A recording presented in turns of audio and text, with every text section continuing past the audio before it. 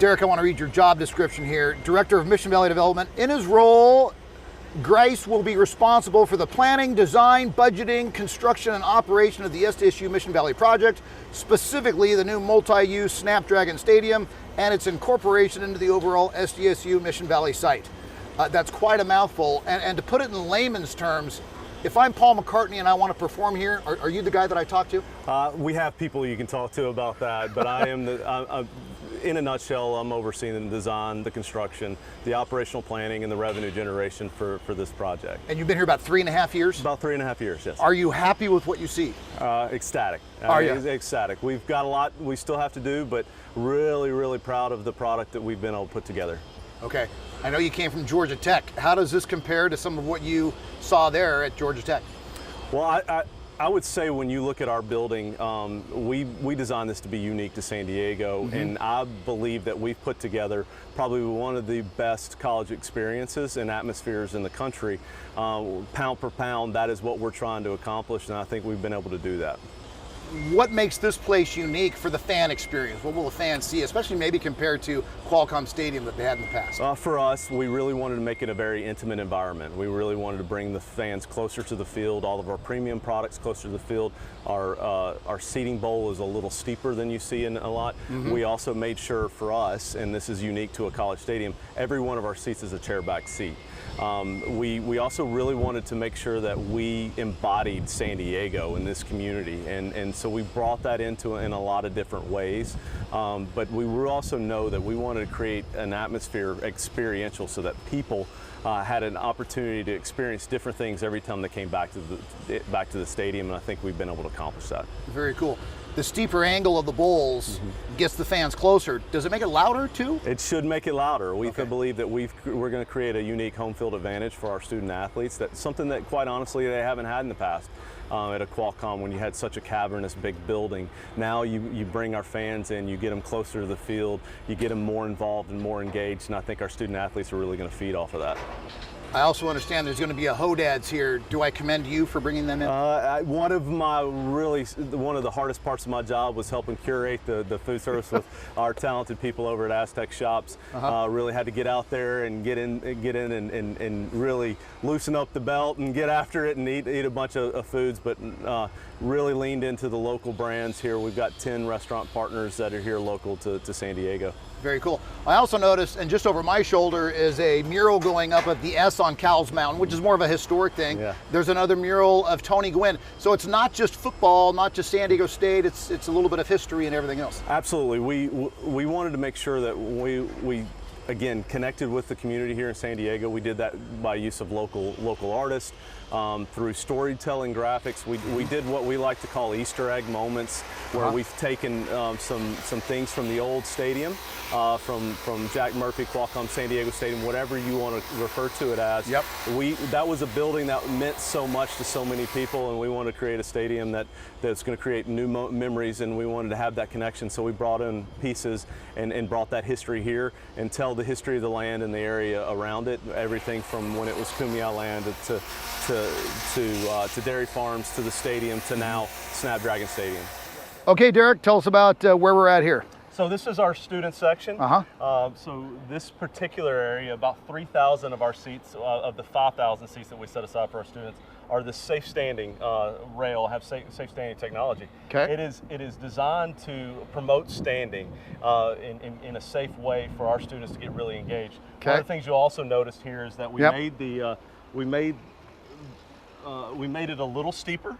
Okay. We got it a little closer to the field. We really wanted to kind of create that atmosphere. If anybody's been to an SDSU basketball game, the show, they're world famous, right? Yeah. And they can really impact a game. So we really wanted to take that type of atmosphere and create it here at Snapdragon Stadium. Okay. You've done an excellent job of not saying, when the students have had too much to drink, they have something to hang on to. Now, is this also designed because you may have some soccer games, and soccer fans can be pretty wild? Absolutely. This is a perfect synergy of how it can be used for college football, but also for our soccer partners here. This is what you see a lot in European soccer, and now it's coming over here with MLS and others, is the safe standing for supporter section. And this is a perfect example of how you can build a stadium that's not only a great home field advantage for football, but also a great space for professional soccer and international soccer as well. Sweet. Okay, Derek, remember these two things: play hard and have fun. That's a pretty sweet looking mural from Tony Gwynn quote there. I love it, and we just really, kind of tying those two things together. Obviously, Tony Gwynn, a legend here in San Diego, an SDSU alum, and really, I think it embodies the stadium. Kids going to play hard, and we want people who are coming to the game to have fun. So we thought it was a very apropos saying to be putting in the stadium in Grice as you walk in through the east entrance. Yeah, that's great. So this is the East Concourse, and what was trying to be accomplished, and what in the layout, and what you were trying to do here with the flow of fans, maybe. So what we really wanted to do is create a very experiential concourse. You'll start to see some things that are a little different. You see a lot more landscaping. Yeah, here's landscaping right in the middle of the stadium. Landscaping, but you also can see that we opened up the bowl here, so no matter where you are, you get kind of that connectivity back to the field. So you might not see the play on the field, but you know when a moment happens, when that interception happened, when that touchdown happens, you hear the crowd noise, you see the crowd reaction. So we really wanted to do that. The other thing that we really wanted to do is create what we call these garden areas. This is outside dining areas for our local food partners. It's a unique concept that I haven't seen done in another stadium. But really kind of making this feel more like a park setting. Right? And so you can see that we have two of our local partners here in an area dining. We can have some picnic tables there as well. This space can also be used when it's not a game day. You want to do a social networking event, open up, work with one of our local restaurant partners, come over here and do something special there. Very cool. Now we're back in the corner. We were in the northeast corner of where you might enter. What's going on in this area, and particularly point out some of the ground cover over here. Yeah, absolutely. So what you can see over here is that this is an area where we have our food truck court. So bringing in food trucks. We know that food trucks don't service a lot of people in game day, but it allows us an opportunity to bring in different and new, unique cuisines to a stadium that might not be in a brick and mortar. So we can do vegan options. We can do all kinds of different things. So it just adds to the ambiance on a game day. This particular area too, you look at there's going to have picnic tables here, but this little courtyard space, this is actually the old pavers from the old stadium. This is San Diego Stadium, Jack Murphy Stadium right here. We really wanted to keep that connectivity alive. So we used the concrete from that to create this plaza area. Very cool. So every area has really been thought out well. Absolutely. We really wanted to be intentional with what we did. We wanted to think about how do we best utilize the space and create a unique game day environment that can happen 365 days a year.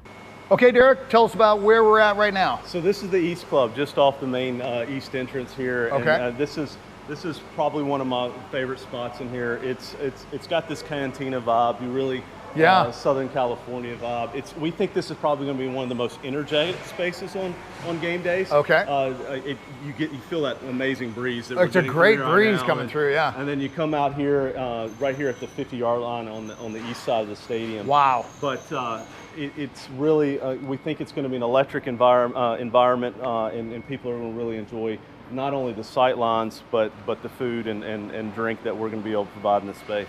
And again, it's totally open from the back all the way through. Totally open. We open up the garage doors and let the breeze come through. It has a little patio area on the back side that overlooks the concourse. Great for people watching, and along with watching the event.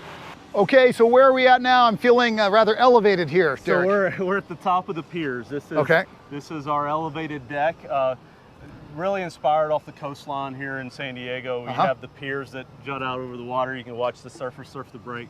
Similarly here, we instead of being over the water, you're actually over the seating bowl. Give you a really unique viewing perspective to watch an event here. But we think this is probably going to be the most iconic moment in the stadium. So this is one of the things that we're most proud of. Totally cool perspective. Now, do you pay extra to come up here, or can you just, do people just come in and out? How does that work? So the way, there are seats that are associated with it. So we have some Lowe's product that you buy, and this is your permanent seat. Okay. But for the rest of those, this is kind of your build your own club experience. So you can buy a season ticket somewhere else and pay for a membership and have an opportunity to use this as your club space and enjoy the food and beverages that are offered with this as an amenity. You mentioned Jimmy Buffett coming to town, and when there's a concert here, stage is on one end, I'm assuming, and floor seating? Typically, with the concert, typical setup will probably be here in the south end zone, but we've seen all kinds of different, over the years, different kind of setups. You could see in the round setups in the middle of the field. And every production is going to be different, and so we'll work with those. We've made sure that we built the building to support as many different acts and events as we can. On that topic, I was talking with J.D. Wicker yesterday. He and I both think it'd be a great idea to bring the X Games here, and this is a skateboard ramp, and Tony Hawk is going to drop in down to the field level. How about that idea? That sounds like something J.D. Wicker would want us to do. Yeah, could this be a host of the X Games or motocross or BMX? We could also possibly look at this location for a Top Golf event here as well. So there's a lot of different functions, a lot of things that this space can be used for. Yeah, I think we bring out Xander Joffley and see if he can launch one into a hole-in-one on the other side of the park. Okay, now Derek, I noticed the different colored seats, and for those of us with artistic minds, we say, oh, pretty cool. But others might say, whoever put them in didn't follow the map. What's the method to the madness on the seat colors? So there's a couple of different reasons. A lot of thought went into the way we did our seating here. This is a pixelated pattern, playing off some of the architectural features that you see with the sharp angles in the stadium. From a practical standpoint, red fades really bad, and so we wanted to bring some of the red into the stadium, but also know that over time they're going to fade. This also allows us, from a maintenance standpoint, if one of the seats fades, you put it in right next to another. No one will ever know the difference. Very good. In that. One other feature that's unique to it, when we built the stadium, we knew we were going to do it for more than just 7 to 8 home football games a year, that we're going to have other tenants and other people in the building. And so for those tenants that have events where there's maybe not as large of a crowd, this shows really well on television. The stadium looks fuller. Okay, very cool. And this is from the Sequan Piers. This is from the Sequan Piers. What a great view, right?